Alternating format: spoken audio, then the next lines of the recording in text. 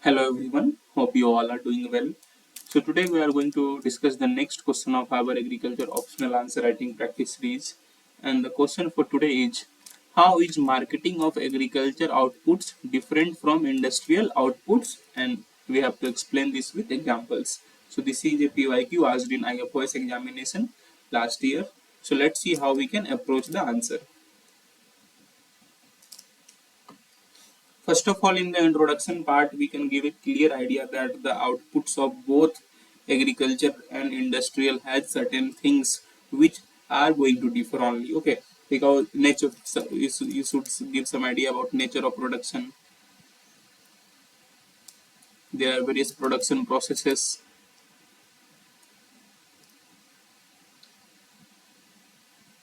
and even the market structures are very much different for them. Okay, so there is a huge lot difference when it's come to agriculture output and industrial output. And you can also mention data. You can mention GDP data that agriculture is around 17 to 18% of our GDP, whereas industries are more than 20%. Okay, 20 around 25%, 27%. So those things can be written in your introduction. Okay, so I think that much be enough, because here you have to just give a clear understanding in 2 3 lines that yes, those are different because there are certain reasons. How can we compare a car with production of wheat? Okay, production of car with production of wheat. So there are certain kind of differences, there will be differences. And if you give if you are able to introduce and give a kind of uh, reflection of your answer in your introduction in these types of question, that will enhance examiner's perspective of your answer, that yes, you know the basic things. Now now let's move to the answer.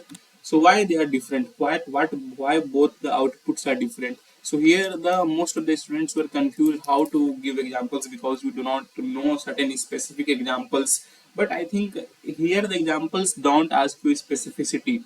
If you are able to generate things, it is a more of a question of your thinking ability. If you are able to think things, because you are a agriculture optional student, and you should be knowing these basic differences why it is there. So I will let you know how we can approach the answer. So basically, the first point could be nature of production and seasonality. Okay, nature of production and seasonality. So when it comes to agriculture output, you will say that its production and seasonality are very much specific. Suppose there is a crop, let it be wheat. So it grows for a single season in India only. Okay, but it is not the case for car. A car can be bought from the market. A car can be manufactured by industrial company all around year. Okay, so this could be the first reason. Okay, because you can mention for more specificity, for more specific examples, you can just simply write that wheat harvested only in Rabi season, generally in India. But car can be produced all around the year. So these are the simple examples which will impress the examiner that yes, you are able to know things, because you can't go for specific examples in these types of questions, because they don't exist only. What you will write here in this point, nature of production and seasonality, what is specific example you will write? So I think this kind of examples will get you good marks. There is nothing problem in it. Secondly, the nature of industrial outputs is also different. Okay, which I have mentioned just here, that once output can be produced all over the year, all around the year, and once output is just for a single season. So that can be the first point. Second point could be, and I think very important point, that is perishability.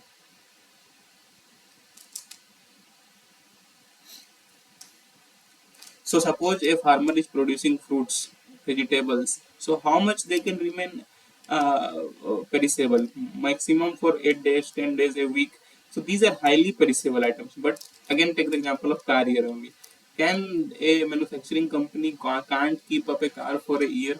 Obviously, they can keep. Instead, if they can keep for a couple of years, 3 years, 4 years, you can see that when we buy a car in our house, so it runs for more than a decade also if it is maintained well. So perishability is another factor which you can mention here. Next, price fluctuations. And one new thing which you can do, suppose I am giving the example of car in the first point, you can add some differences in examples so that the diversity in answer is maintained. You can give examples of your electronic products, such as phones are there, laptops are there. You can give examples of other manufacturing products. For example, cement, give example of cement. Okay, give example of steel. So these are all industrial products only. So this is how you can give example of point two, that is perishability. Third one is the price fluctuations. Price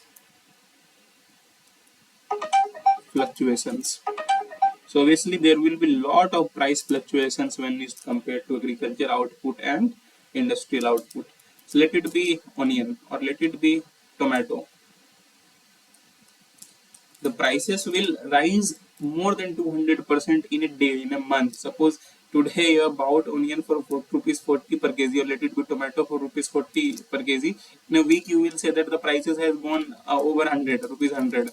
So the price fluctuations is very high in agriculture outputs or agriculture products, but when it's come to industrial outputs, there is less fluctuations. Suppose there is a, let it be car only, I'm just trying to suppose, let it be, if you want to maintain diversity, give example of toothpaste.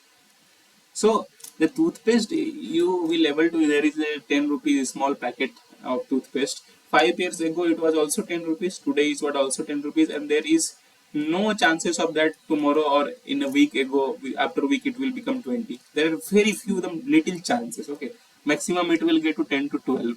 So the fluctuations here is maximum for 10 to 20%. That too in certain conditions. That too also take gradual time. Okay, but here in agriculture there is no gradual time. In a day the prices can double. Okay, so this you can mention here in price fluctuation. Secondly, next point you can mention about market infrastructure and intermediaries. I think intermediaries will come in market infrastructure only. So in market infrastructure we will see that the farmer has to sell those products in a mandi, in some markets, generally grains in a mandi, so let it be APMC mandis. And these mandis are dominated by a lot of middlemen, which generally exploit farmers. So you all know it, you are UPSC aspirants. I am not going for detail about problems of APMC.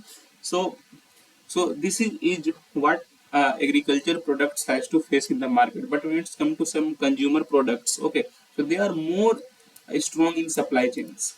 Okay, there is a more organized cycle that the prices are fixed, that wholesaler will get at these prices, the retailer will get at these prices, and the consumer will get at these prices though. So the formalization is more in industrial products, but in agriculture products informalization is more. Here the market, 90% of agriculture markets in India is informal, running informal.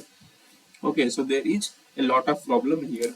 So in market infrastructure you can mention, number 5 you can mention about grading, standardization, standardization,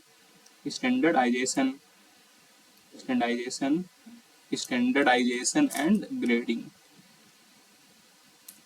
You can mention these things because when you go for grading and standardization in agriculture products, so it is a very low, especially in case of India. You will see varied quality of wheats, varied quality of mangoes, varied quality of fruits, vegetables are available in the market. But I think when you go to industrial outputs, obviously variety is there, but it is more kind of formal. Let it be mobile phone. So there are different varieties of mobile phone. I am not saying that there is no variety, but it is kind of formal. You will able to know those varieties before, and there is a kind of a quality check will be there. Okay, suppose you are buying a phone of Apple or you are buying a phone of Samsung, obviously varieties will be there, but it's not like it is bad or it is good. Both have their equal features, then other features, both have their differences in that, and both are preferred by consumer. But here when it comes to vegetables, fruits, one will be good, one will be bad. One will be big in size, one will be very small in size, which will be ripe, or I think if fruit it will be not ripe. So these are the things which are present in agriculture, which we can explain. Next point you can mention about market access and contracts.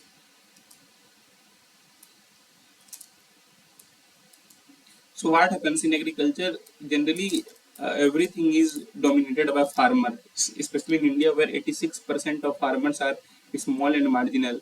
You cannot expect them to be involving in that much of contacts or contracts, or there will be there will be a lot of excess. So I think the long term buyer contract or long term market access is not present to them. They generally sell their products in locality where they get, but when it's come to industrial outputs, they have a strong supply chain, which I mentioned. They can sell their products all over the India. Okay, so there are certain things in market access. Obviously they will get more market access. Next point you can mention about role of governments.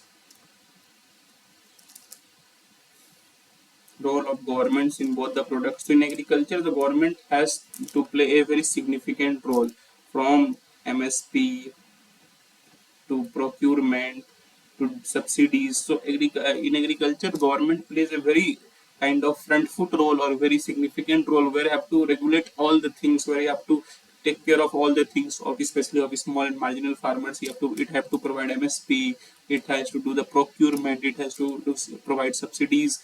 So these things can be seen in agriculture, where the government has a major role. But when it's come to industrial, here government too has a role, but it's kind of not of providing support, but it's more of a regulatory nature. Although support is provided to MSME industries, I am not denying that, but still it is a more of a regulatory approach by government. Here government focuses on licensing, accession, quality standards. Okay, so these are the things. Here you can mention about MSP. Here you can mention about GST in examples. So this is how you can approach this answer. This is how you can write, generate a lot of points. I think I have written 7-8 points, and for 10 marker it will be enough. But I think you can generate more than 10 points here if you do a good amount of brainstorming, because it is a kind of generalistic topic, and as for a UPSC aspirant, you will be able to know these things. Okay. So I think that is all for today, and I think in the conclusion you can write how agricultural markets are very much complex than industrial market. Okay, so what can be done to uh, uh, agriculture outputs, so that they become more efficient, they get more access. How can we can reform agriculture market? You can write about enams, FPOs. So kind of you can manufacture a good conclusion, which is positive and which is dealing with the enhancement of agriculture outputs for a better future. So this is how you can approach the answer, and I think you have understand all the points here. So that is all for today. If you like it, please press the like button, please do share, and please do subscribe. It takes a lot of hard work to make such videos for you on regular basis, and if you like, if you share, if you subscribe, it motivates us to make more such videos for you regularly. So that is all for today. Have a nice day. Thank you.